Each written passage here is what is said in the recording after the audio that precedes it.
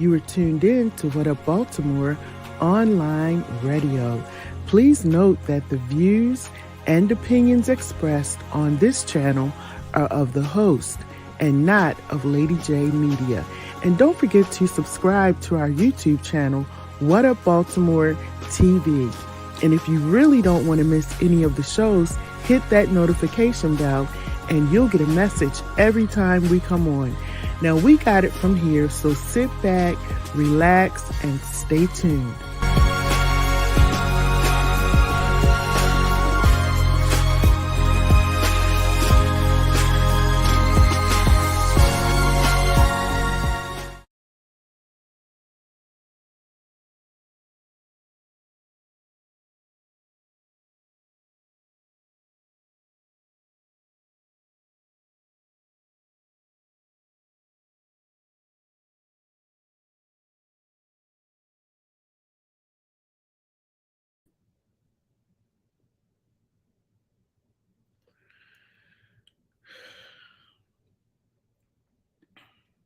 Okay, everybody, welcome to Unchained Voices.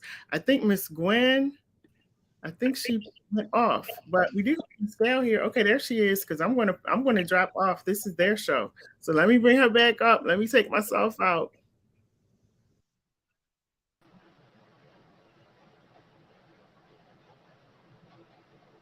Okay, hi Gail. How are you tonight?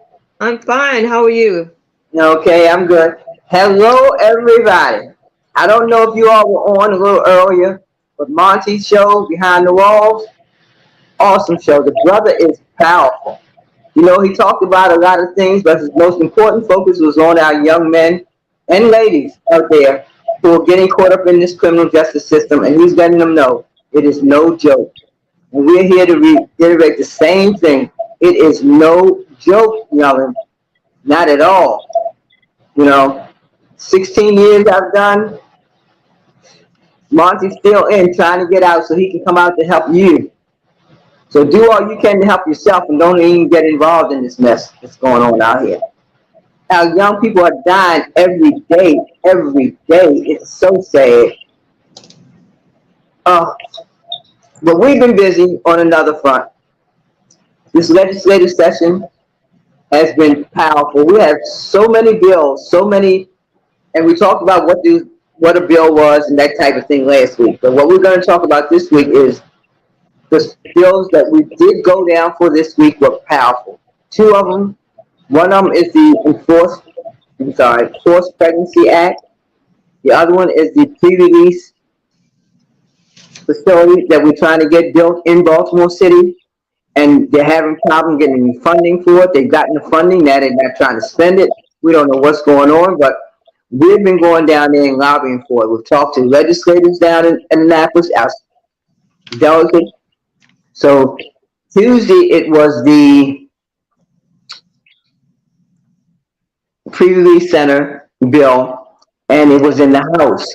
So a bunch of us went down, and lo and behold, I met a young lady who I hadn't seen since I was incarcerated in Jessup. She had came down to speak. Her name is Elizabeth, and her story was powerful. She told the story of how she was in pre-release inside the prison. Now, can you believe that? A pre-release inside the prison where you pay. She said she paid $5 a day to go to work 1.5 miles or 2 miles from the prison in a prison van. She got strip search going out, strip search coming in, back in. She was in the two-man cell or two-lady cell, and her cellmate, her roommate was not pre-release. So that meant she was under all the obligations of a maximum security prison, which MCIW is. It houses maximum, minimum, and medium security people. But guess what? If you're in a prison and there are maximum security people there, everybody's treated like a maximum security. That much I do know. So Elizabeth told her story to the legislators when the bill came up, and they were very impressed. Very impressed. They couldn't believe that she was paying to go out to work and still had to pay the prison system, even though they had already given money for her to be incarcerated. So they're not playing games. They're doing whatever they want to do to us. And if we don't be able to get the education and knowledge to go out and speak and find out what's really going on and let the legislators know everything that you think is going on is not going on. That's why we're lobbying for another bill. It's called the Ombudsman Bill. It's an oversight bill. That bill will allow people to go in to check on what's going on inside the prisons. So that when people like Elizabeth or myself or Etta, who hasn't joined us yet, or other people, even the men, or Monty, they complain or say about a situation, that ombudsman, that person will be able to go in unannounced and find out what's going on, investigate, ask questions, look, see. They can't turn them away. They don't have to make an appointment. So those are two of the bills that we've been lobbying for. So make no mistake, it's a lot going on, and we need not just us activists to be down there, not just us formerly incarcerated to be down there. We really need our families, our young people. We need you all to come out and join us. We go to Annapolis once or twice a week. We'll usually put it on at night on the shows. And we'll let you know when we're going. We leave from Mondawmin. Sometimes we're down there 3 or 4 hours. But like we said last week, plan to make a day of it. The session will be over next month, so you don't have much time. Come join us. Gail? Miss Gwen, you have a phone call. Okay. Very Who's good. there? Hello? Hello? Hello? Go right ahead. Hello? Go right ahead. Welcome. Is this for me? Yes, sir. It's for you. You can go ahead and talk. Oh, okay. My name is Kareem Hassan, and to speak to the young people today, to give them a prime example, I'm that perfect example for them. Because I'm from West Baltimore, and I went to 17 not knowing the seriousness of the situation myself in. Because being young and dumb, you out there, you ain't even thinking about the consequences of your actions. You just out there reacting, hanging out with the guys reacting. And you get caught up in a life sentence. Like me, at 17 years old, I received a life sentence because I wanted to run around act like I was a gangster. I wanted to be all that. I wanted to impress all the girls and everything. But then when I got that life sentence, I didn't realize the consequences of my actions because I'm so young and naive. But then once you're in that prison, you got to deal with it. You got to become a man at that particular time when you go into prison. And I did 37 years. I went to prison when I was 17, and I come out when I was 54 years old. All because I'm trying to impress people, want to be that nigga, as they say, and wanted to be known. But then, is it worth 38 years of my life? No, it wasn't. So, all you young brothers out there now and sisters, because a lot of young ladies are in the mix today too. You know, more than it was back in the day. You know, but y'all at that point now where they call is at the crossroad of your life, where that one decision can cost you the rest of your life. So when that time comes, you got to be man enough and woman enough to say, I'm not with that. Because you know what the outcome gonna be once you go with them or hang out with them or getting involved in some crime. You know the outcome is prison or death. Ain't no other two ways about it. So you know that you know the outcome now, which when I was young, we didn't have people talking to us like this. We just running wild. But now once somebody tell you and you know what you're in for, it's gonna make it that much worse because you already got the heads up. So it's up to you to make that one choice. When that time comes, be man enough and be woman enough to say, look, man, I'm not with that. I'm going home. Because I supposed to went home when we was together the night I got this murder in 1976, it was 4 of us together. 2 of them went home. Everybody said they going home, but me and another one didn't go home. And we ended up in the penitentiary for the rest of our life. 37 years. Wow. So I'm telling you, man, stop, take 1 minute and think about the consequences of what you ready to get yourself in. Because that 1 minute is going to determine the rest of your life. Thank you all. We thank you for calling in, Hassan, and that's what we want. We want to hear from you brothers and some of you sisters out there. You know, some of you did a lot of time. You want to talk to these young ladies. Call in. This is what this show is about. He was chained at one time and wouldn't have been able to talk 2 years ago. He wouldn't have been able to say the things that he's saying now because he was still incarcerated. So we've come out and we've helped to pass some bills. The Juvenile Restoration Act has let a lot of the juveniles out who were sentenced to these life sentences, double life sentences. Can I say something? Thank you, Hassan, for calling in. We appreciate you, and we're so glad to have you home. Can you tell us, did life mean life, or was that like 30 years, or at least 20 years? He actually hung up, lady. Sorry. Okay. So, Gwen, do you know? I don't know for the state of Maryland what life is, if it's 15 or 20 or 25. I'm not sure. I'm not familiar with it. Maybe when Etta joins us tonight, she'll be able to tell us, or maybe one of our people who are going to call in can tell us. I'm sure we got some brothers out there who know the answer to that question. If you do, call in, let us know, because right now I don't know. I really don't. And getting back to the point about what we were saying about, that's why legislation is knowing and educating yourself, because I don't know. So that's a question I got to find out about. But what we're trying to do is, that's what this show is all about, getting education to us, to our community, to my mom, to my sisters, to my brothers, to my cousins, my grandkids. You know, we want them to be knowledgeable about what's going on, and laws make a difference. What those people that we elected, we voted for, what they go down in Annapolis and do controls our life.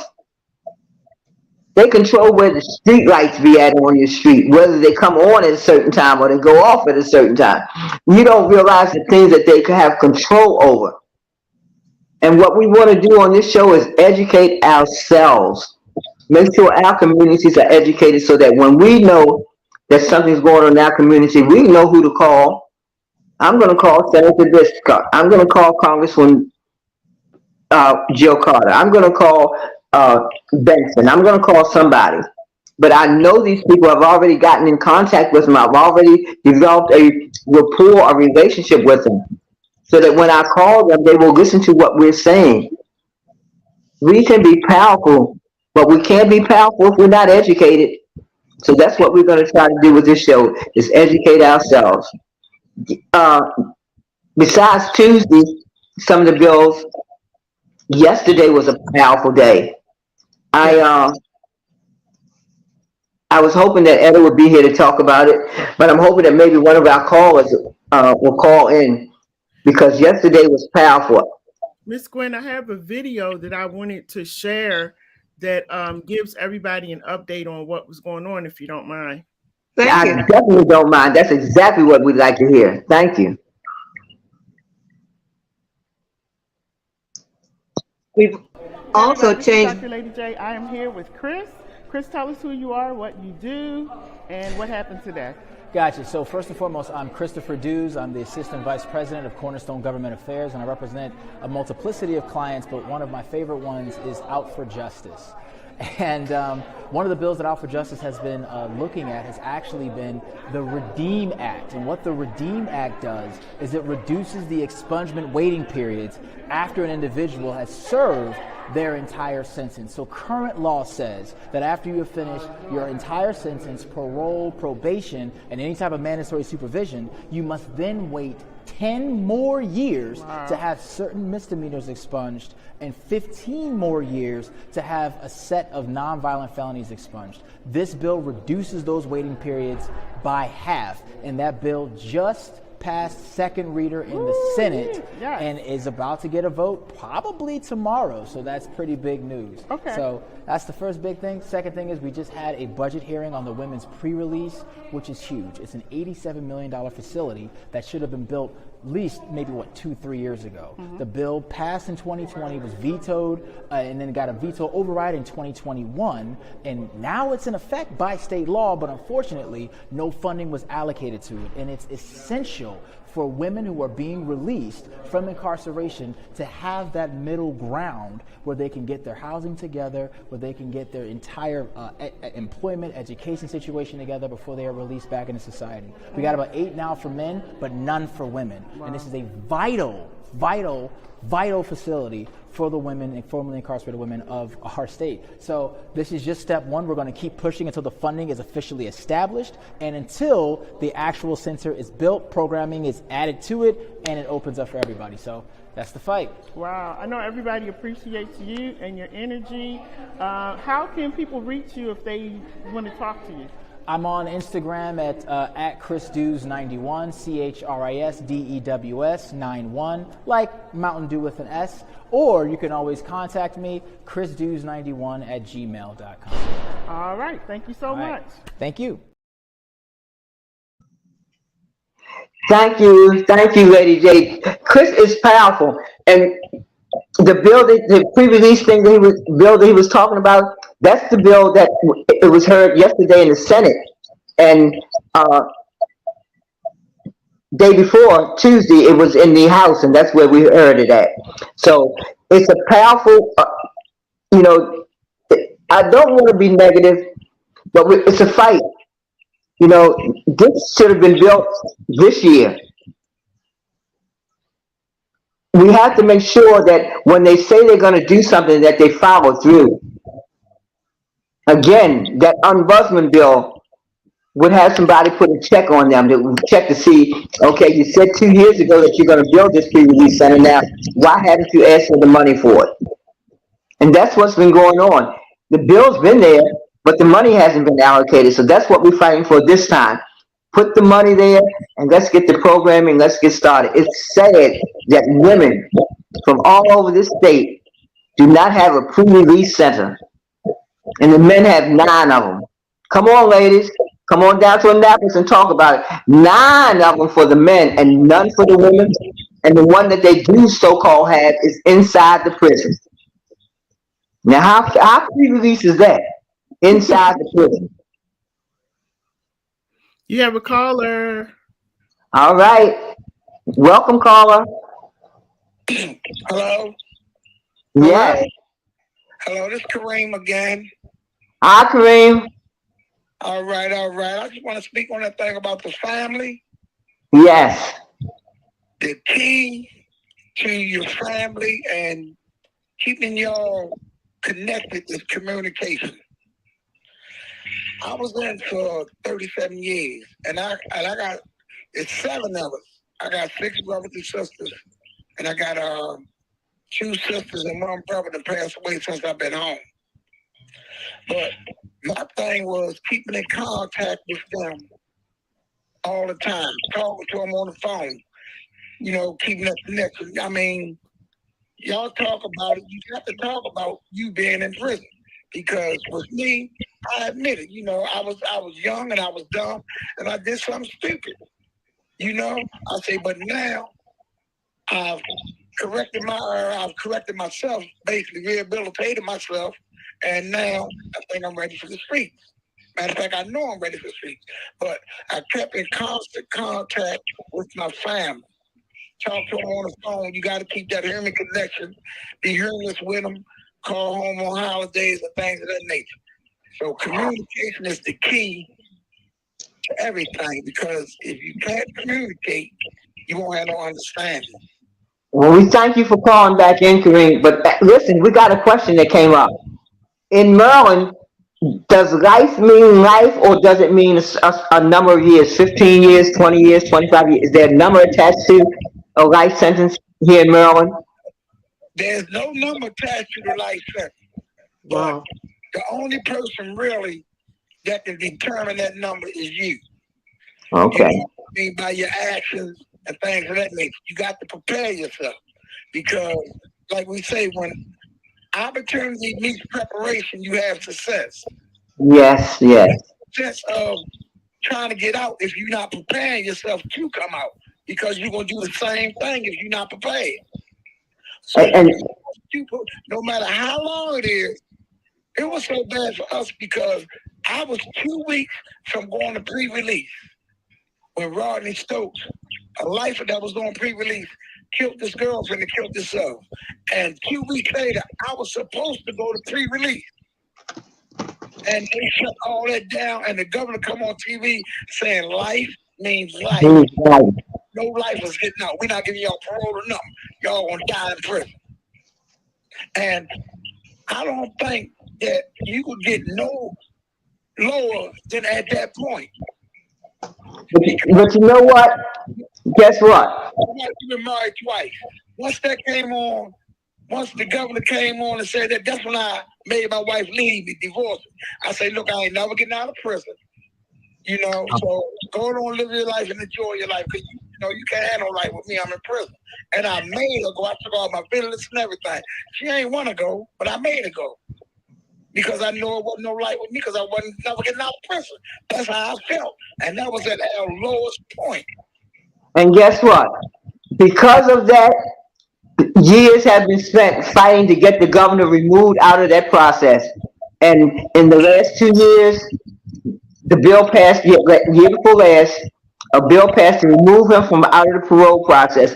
What was happening, ladies and gentlemen, was that the parole board, who the governor commissioned, who he chose, he handpicked these people to be on this parole board and commissioners, and gave them the job to vet people, to investigate, to make sure that their criminal history, incarcerated, their history, what they're infraction free, that they have good institutional records. All this was done, and then they approved the person. They would approve someone for parole because they thought that person had redeemed themselves, that person would no longer be a threat to society. They made that determination, and guess what? It had to go to the governor's desk. And guess what the governor said? He didn't care what they said.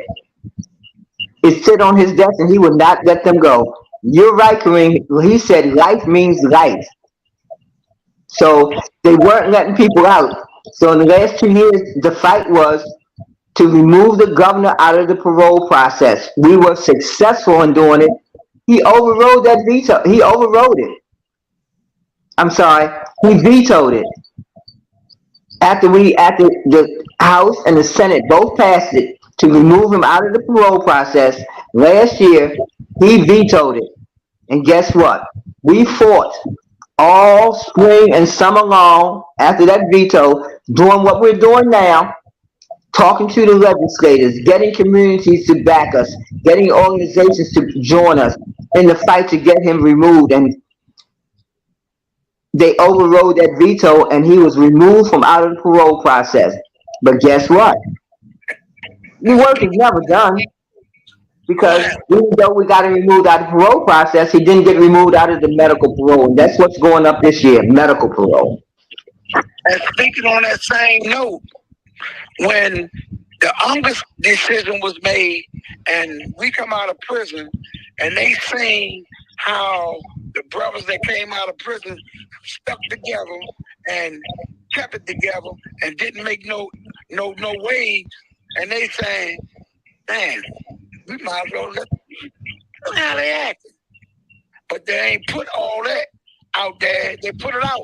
We was murderers and all this stuff, but once we got out here and we did the right thing, they ain't say no more. They were waiting for us to mess up. But guess what? No, you didn't. And it's your 10-year anniversary this year. The August 10-year anniversary is this year. Anniversary this year. And to show you how God works, After that Unger decision, then a lot of long-term prisoners start coming home on 8505, post-convictions, modifications, and everything. All these other brothers been locked up 20, 30, 40 years also. I never met so many people who had 30 and 40 years since I've been home. My goodness. I mean, some of these men that I've met, some of the Ungers, I was with them with the Monday night, the first Monday night empowerment group. Man, some of the brothers got 55 years. 55 years they already done. Yeah, 50, yeah, that's a lifetime. 55 years before they were released. But guess what? They're coming out now. Juvenile Restoration Act is getting them out. And we got a bill coming up that we're fighting for, the Second Look Act, which is going to help some more people get out. We're fighting. We're fighting because we know what it is to be inside. So we're leading the fight. But we need all of you all to join with us.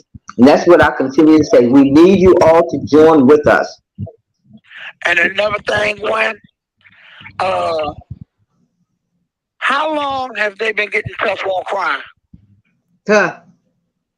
They've been getting tough on crime all this time, and look how it got now. It don't work. It don't work. It don't work.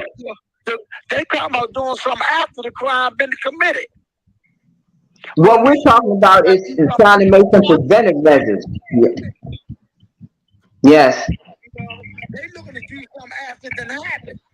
We looking to do something to stop it from happening, and that's where the focus should be. Yeah. And from happening. yes, and that's systematic.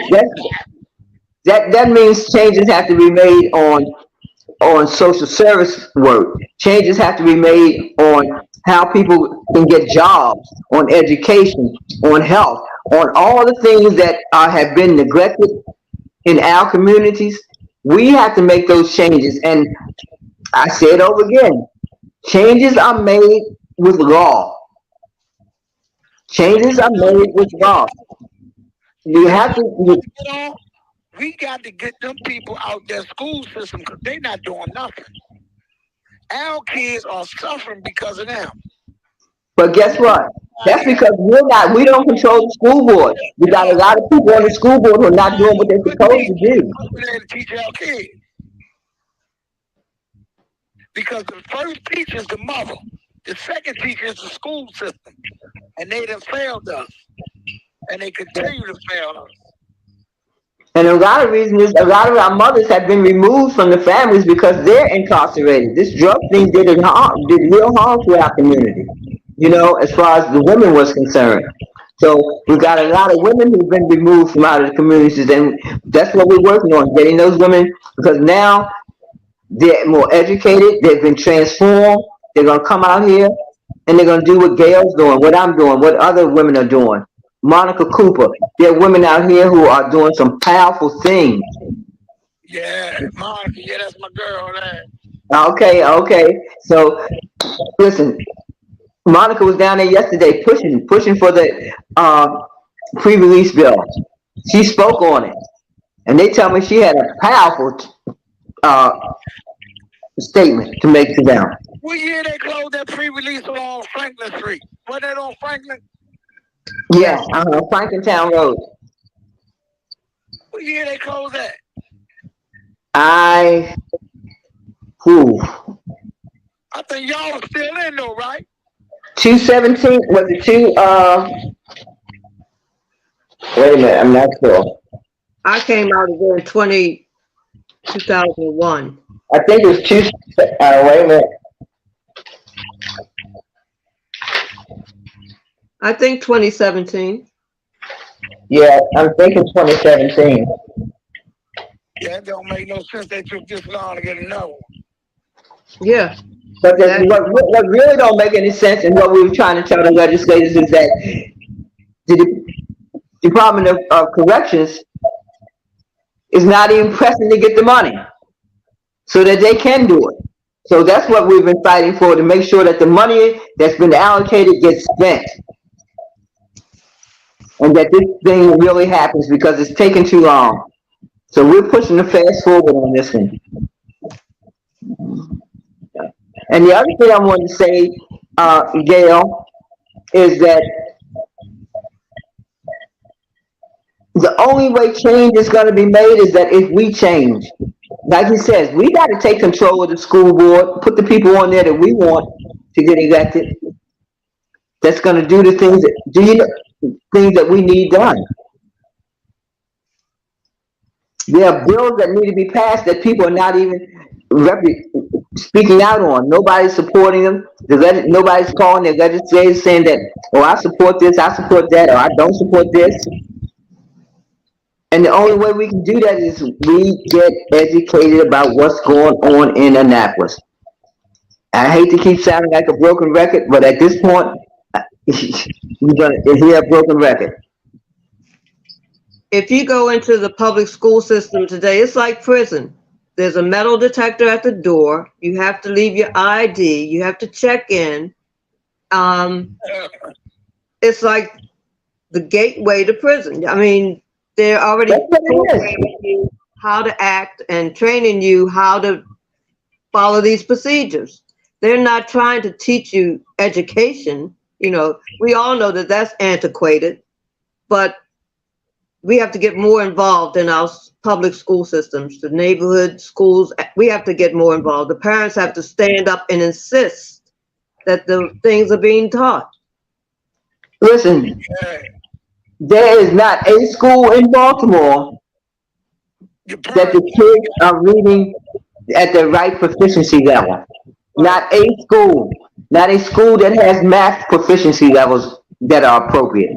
It's ridiculous. That don't make no sense. No. You know, listen, I got my own theory on it. I don't want to spout it out right now about it. I don't even want to get into that because it's another theory. But anyway, I just know that our kids are purposely not being educated. It's designed that our kids are not being educated. I applaud Who graduates an 18-year-old who can't read on a third grade level? I applaud the ones that are making it because they're doing it on their own. They're not doing it with the help of the public school system. They're getting outside help, you know, so I applaud those that are doing well. But, and they are a good amount of them. yes.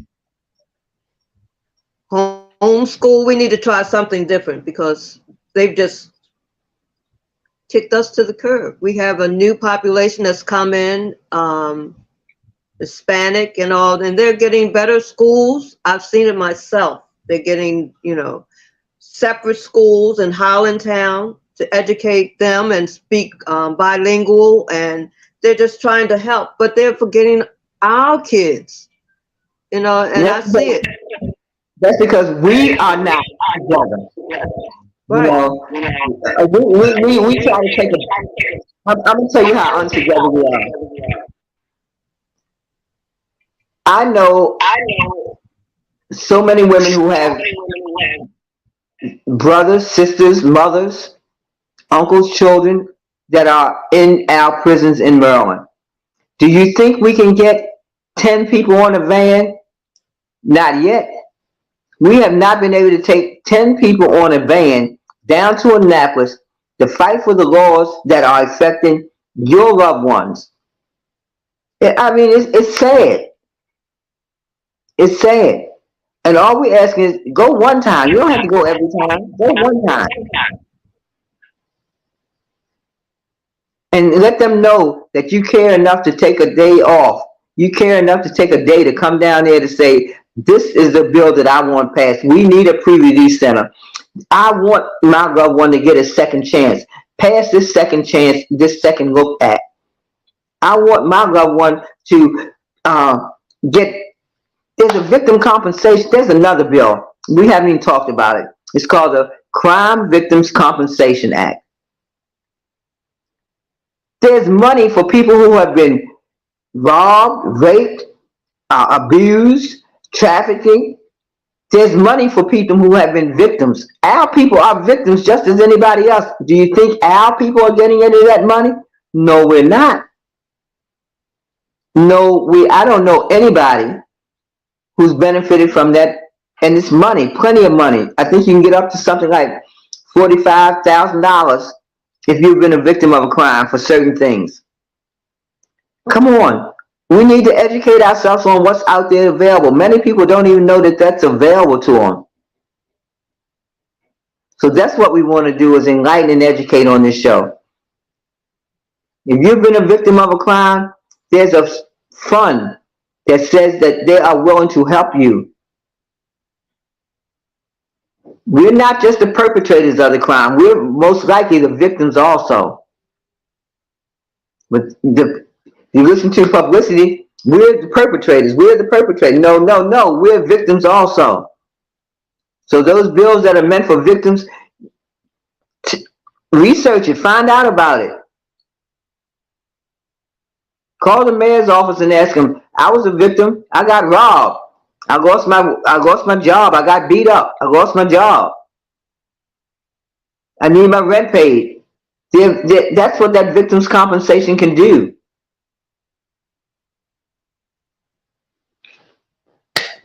I don't know. It's I guess I get a little over passionate sometimes, but it just behooves me to know that we can get it together, you know, and I know we can. I know we can. I know we can educate ourselves. We've been doing it all our lives. There have been women who have come before us. There have been women who have advocated before me. Monica's been out there, what, 10, 12 years? They've been fighting. And they're getting results. They got ban the box with that little box that you had to check to say that were you convicted of a felony, and which didn't allow you to get a job. That's been removed. They've been doing the work. But there's plenty of work to be done. There's plenty of work to be done. And there are plenty of organizations out there. He named one, Out for Justice. I just named one, Monica Cooper Maryland Justice Project. There's another lady, Leah Green. She is the mother of all advocacy. She has been fighting. She's the mother of a lifer.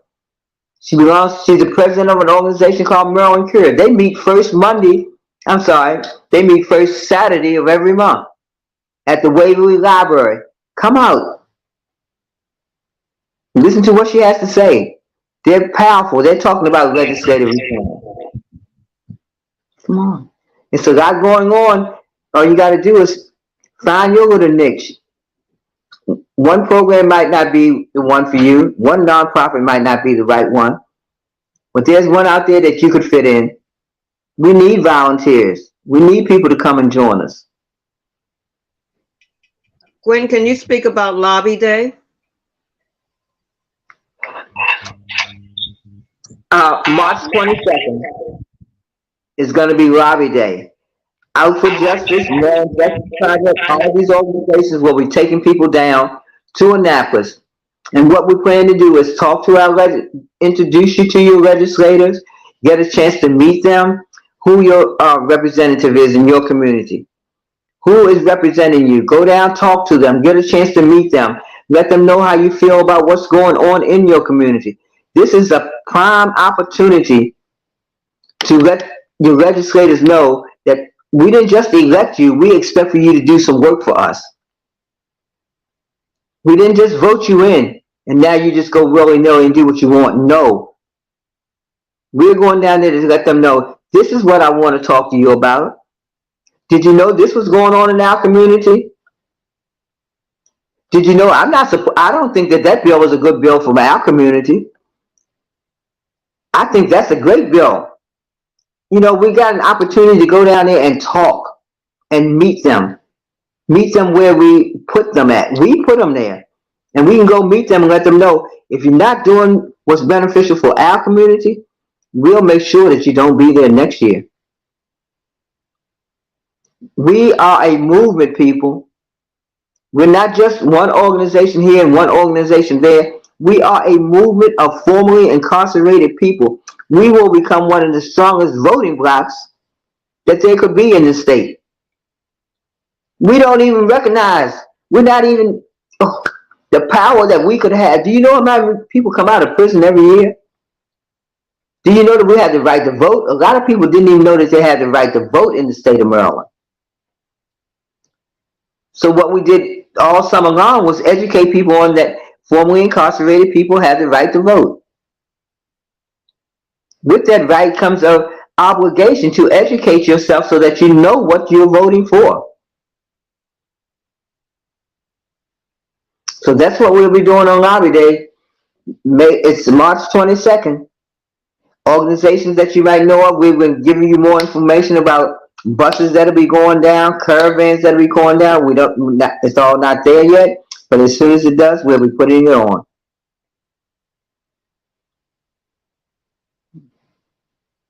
Ms. Gwen, I also have Monica. I have a video of her that I can play, and she gives us information on what's been going on down there as well. Play Monica. Thank you. Hey everybody, this is Dr. Lady J. I'm here at Indianapolis. We're at the State Building right now with Ms. Monica Cooper. Monica, tell us why we're here today. Tell us who you are, about your organization, and all of that good stuff. I am with the Maryland Justice Project, organization that works with women and girls incarcerated, formerly incarcerated. We work on legislative issues. We help to provide services to women, and if men need it, also. But the reason why we're here is we're in appropriations today in Annapolis. We're in the Capital Subcommittee, and we just had a hearing because we have been trying to get full funding for the women's pre-release building. It was passed in 2020. It was overridden in 2021. It was Senate Bill 684. And because our previous administrative governor has failed to fund it, and the persons after him has failed to fund it, we have been back and forth in these hearings, in these budget hearings, trying to get full funding for the Women's Pre-Release Center, which was shut down abruptly in 2009. And there's no pre-release center for women throughout the state of Maryland. In 2016, I had started this journey to try to get this done. I brought on a co-lead and Out for Justice with Nicole Hansen. I had Ms. Etta Myers with me, and we just been pushing it. So sometimes it takes a while. This stuff don't happen overnight. Right. You have to be passionate, and you have to be willing. We stay down here sometimes at 9 o'clock at night testifying on bills. We come down here on a Saturday or Sunday if we have to, but we do the work. The stuff that we require and the things that we need for our community, it's not something that we can get overnight. You have to have a team of people that's willing to work with you and grind with you before, so that you can make these things happen, you know? Right. It's got to be persistent. Yeah. You gave a real powerful testimony today. Like, you testified twice today. Yes, ma'am. And both times it was very powerful. And I just want to encourage you to keep it up. And can you tell everybody when the session ends and how they can come down and support? Well, here in Maryland, our sessions are 90 days. They generally start January 9th or 11th. And they'll end like around April 10th or 11th. These sessions it's fast. It's only 90 days.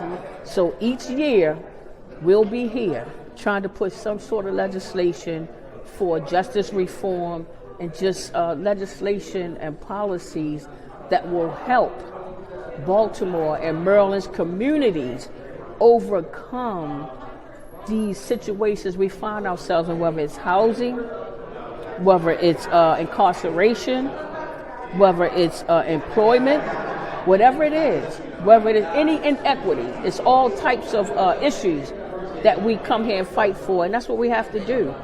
You can't sit and complain. We got to actually get up and do something. That's true. And how can people reach out to Maryland Justice Project? How can they get involved? Reached at Monica at MarylandJusticeProject.org.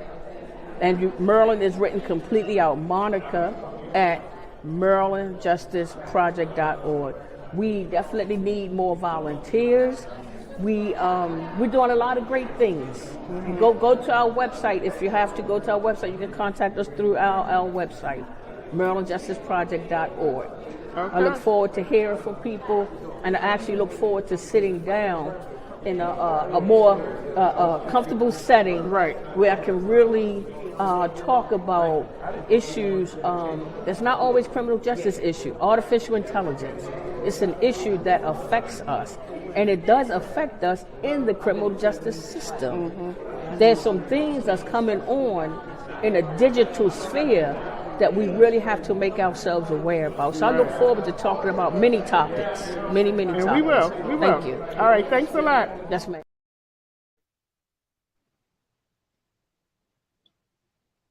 All right. Like I said before, Monica's been out there fighting for a long time since her release. You know, I think she did about 10 years? So Monica's been fighting for a while, for the last 10 years. Almost 12 years now, I would imagine. Yeah. So I thank you for, Lady J. I want to give you thanks for this platform that you've allowed us, for taking the time yourself to go down to Annapolis with me, not just me, with us, to go down to Annapolis with us, to ride that van, go down to Annapolis, sit down there all day long with us, and then come back and be able to let us talk about it. Listen, this is such an awesome platform to be able to communicate with the guys inside, to be able to communicate with us who are outside, for Kareem to be able to call in, for people to be able to call in and give us a platform where we can talk about us and what's going on with the criminal justice system and the disparities that are going on, to be able to educate our community. You know, and all I'm saying is each one call somebody. Next week when our show comes on, call a friend. I'm asking you, I'm sending a charge out. Each person who's listening to our show, call 2 or 3 of your friends next week and tell them to listen in. Because that's what it's about, educating ourselves so that we know what the bills are that's being passed. These bills affect our day-to-day life. Because women and men are coming out unprepared for what's going on in this world today.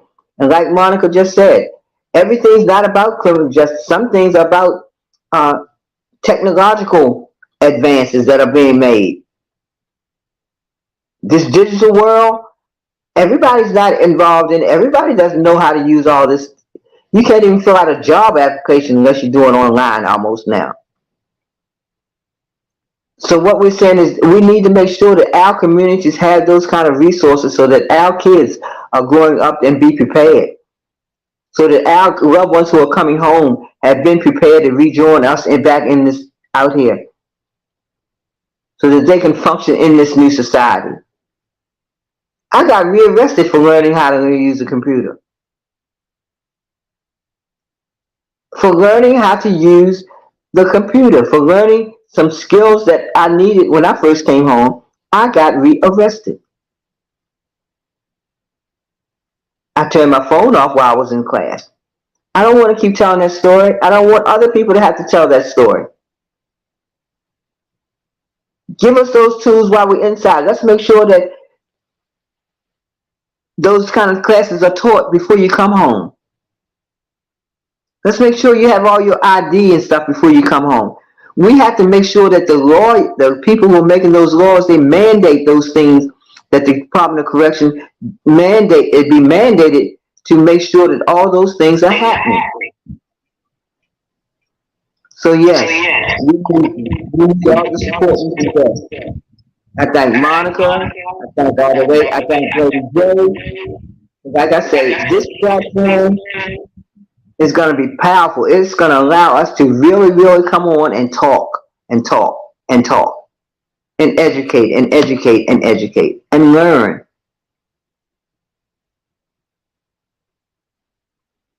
Gail, was there anything else that we might want to? Yes, we voted these people in. Okay, so now we have to get people ready for the next election. So we're going to be starting voter registration information to have people more knowledgeable, because we put them in these offices and in these positions. You can't just go in there and push that lever and vote for somebody and you don't really back up what they're doing. They have to be accountable to us. They're working for us.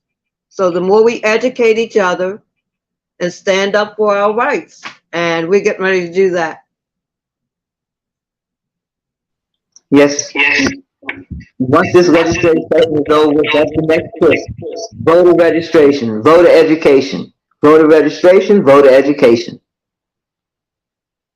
There's so much. We did a lot last spring. I became a voter registrar. Could you believe it?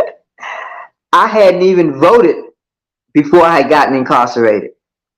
I had never voted before I got incarcerated. And I come home, and in 2 years after coming home, I'm a voting registrar. I can register other people to vote.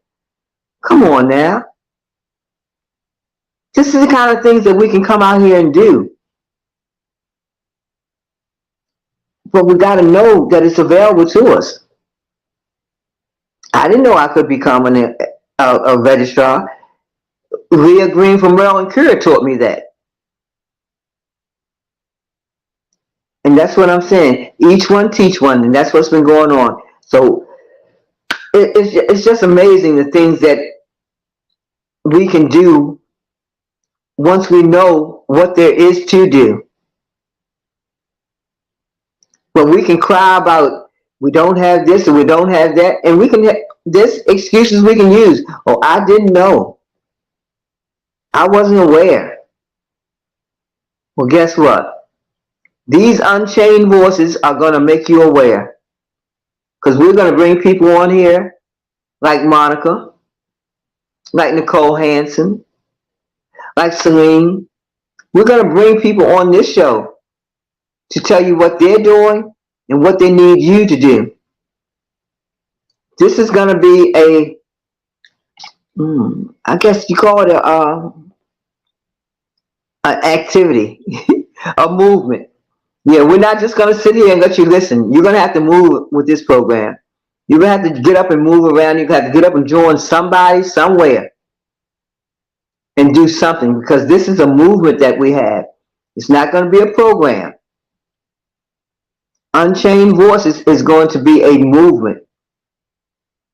We're joining with other people in the movement to educate ourselves. And again, I have to say to Lady J, we're so glad that we have this opportunity. We're so fortunate, so blessed that we have this opportunity that has been given to us. And we want to make the most of it. So if you have any ideas or questions, feel free to call us at 443-297-4753. Call us. Let us know if there are topics that you want us to discuss, that there are issues or things that you've seen in the criminal justice system or even in your community that we need to adjust. Call us. We'll address those issues. We have been incarcerated. We know what it's like not to be able to talk about certain things, but guess what? We're free. We're no longer chained. I can say, this ain't right. I can say, no, I need to be educated. And I can make things happen. I can talk to legislators now. There were times when people came to visit and they told me, Miss Levi, if you ask any question, if you speak to anybody that's walking down this hall, you will go on lock. Those are the kind of things we get threatened with when visitors come inside. Certain of us who they know are going to ask questions, because I used to say, who are you? What do you do? Yeah, I used to ask those kind of questions would get you in trouble. Sometimes they even lock the prisons down so that the people who come visit can't even see anybody. They take them to certain designated areas, let them see that, and that's it. You better not yell out of there, hey, Toilet been broke for 2 weeks. We haven't had hot water for a month. You will get locked down for those kind of things. So yes, we are unchained now, and our voices will be heard. Yes, they will be heard.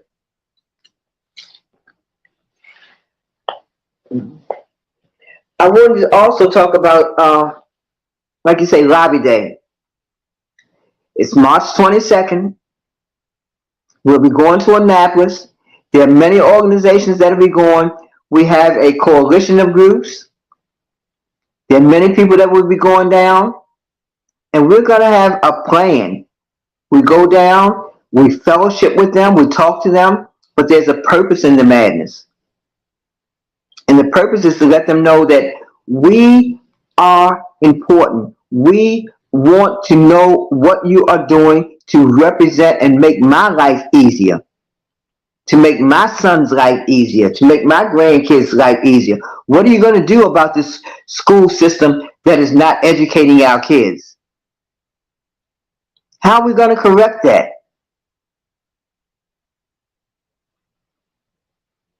Those are the things that we'll be talking to people about in Annapolis. So if you have an issue in your community and you want to get an opportunity to talk, come get a free ride with us down. You don't even have to spend your own gas money. Come ride with us. We want to make them know that we voted you in, and if you didn't vote, you're going to vote next year because we're going to make sure that you get registered. So don't let that you're not registered now stop you from coming, because you will be registered next year. So I don't know. It's about time for us to get off. I just wanted to say thank you. Thank you, Lady J. Thank you, Kareem, for coming on and giving us that knowledge that you did. Thank Monty for being the show that precedes us, because he's always giving us some information. So from 6 to 8 o'clock on Thursday night, if you want to be enlightened about criminal justice issues, call. Listen. We're on YouTube, Instagram, Facebook. You can call in.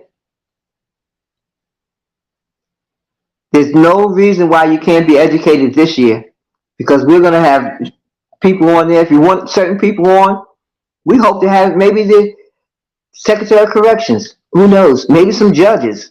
Who knows? We're going to try to make sure that we get the people on who we need to have on. When? So that we can be educated. Yeah. Will we be going back to Annapolis on the 14th?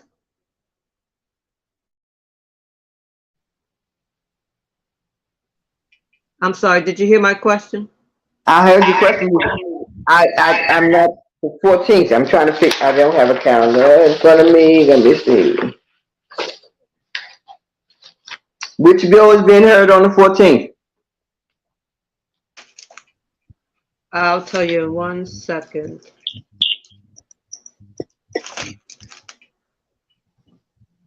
Because Gabriel had mentioned that was the second part of the bill on the 14th.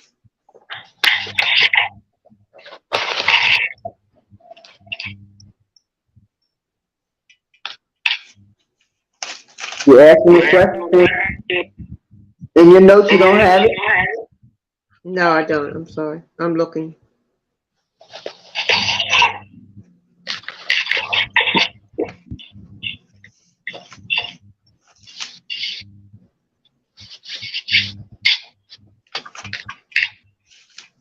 Well, at this point, I'll have to let Lady J tell them Monday night, because I'll find out tomorrow and give it to Lady J, and then on her next show, she'll let them know what's happening on the 14th and whether we'll be going down or not.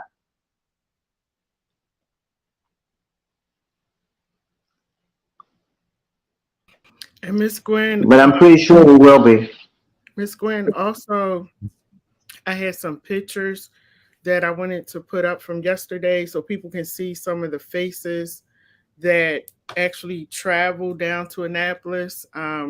Yesterday, I want to say also that my Nicole actually asked the legislators for a moment, and she said, "You know, I want you to see all of the people that have traveled down here for this session." And she asked everybody to stand, and the whole room stood. It was packed with people that had come down from different areas, and they came down to support the bills that were taking place yesterday. So yesterday was really a beautiful day. It really was. So I took a lot of pictures and did some videos, and I wanted to just share the pictures of the people who have been coming down. And did you want to tell them about how to call you and if they want to get the ride down to Annapolis? Oh yes, they can call me at. I guess next week we'll start putting some numbers up. I guess they can call me at 443-695-6480. And we try to usually go down on Tuesdays and Thursdays, but we will go Tuesday, Wednesday, Thursday, Friday, Saturday, and Sunday. Like Monica said, we'll take that van down, and if we need more than a van, we'll have some other transportation available to us. So let's try to fill that van up next time we go. We don't know exactly when that'll be, if it'll be the 14th, which is, let's see, the 14th would be Tuesday, right? Okay, so we'll know whether we're going down. I'll let you know Monday night on Lady J's show Monday night. We'll know. It's call, meet us at Mandama at 11 o'clock, and we will be going to Annapolis. So try to spend the day with us. You're welcome. But the number is 443-695-6480. Gail, you want to give a number out, or? Yes, 443-452-3176. Yes, give us a call on either one of those numbers, or you can always call Lady J at 443-297. You can also call Lady J at 443-297-4753. We will be going down there if the bills are related to our community. So we will be going down. We'll let you know Monday night. All right, and I just wanted to show some of the faces before you all close out. Some of the faces of the people that have been going down there. You know these faces, Miss Gwen. Okay. Monica Cooper.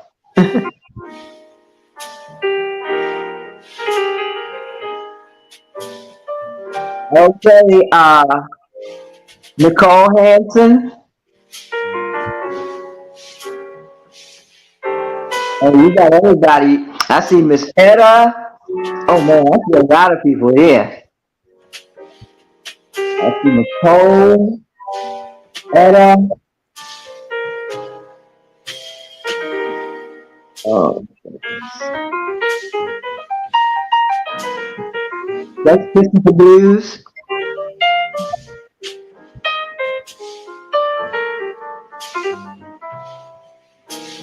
That's Miss Nicole Hanson again. And this was the whole group. I see you, Lady J. Yep, that was the whole group yesterday. So I just wanted to let everybody see just how many people showed up yesterday. It was amazing, and that room was packed. So I'm gonna step out, let y'all finish doing what you're doing, but I just wanted to show you those pictures. Okay, well I think we're about ready to wrap it up anyway. We've given out the information to call us 443-695-6480. 443-452-3176. So give us a call. And with that, we're going to say, Lady J, we thank you again. We can't thank you enough for allowing us this platform. But this platform is not just for me to talk and for Gail to talk. It's to hear all the unchained voices. There are many of us out there. Call us. Let us know what you're doing, how you're prospering. Call us. Let us know if there's some issues that you think we need to deal with. We have this opportunity. Let's take advantage of it. We thank you, and may God bless you, and you have a good night. Gail? I'm so glad to have this platform to reach everyone, and I pray that everyone's safe, and see you next week. Look forward to it. All right, good night, Lady Faye. Good night. Just wanted to let you know that the host of this show appreciates the time that you've spent with them. Now, don't forget to like, share, comment, and subscribe to our channel so you can keep up with everything that we're doing. And most of all, thank you for tuning in to What Up Baltimore online radio, where the people have the power.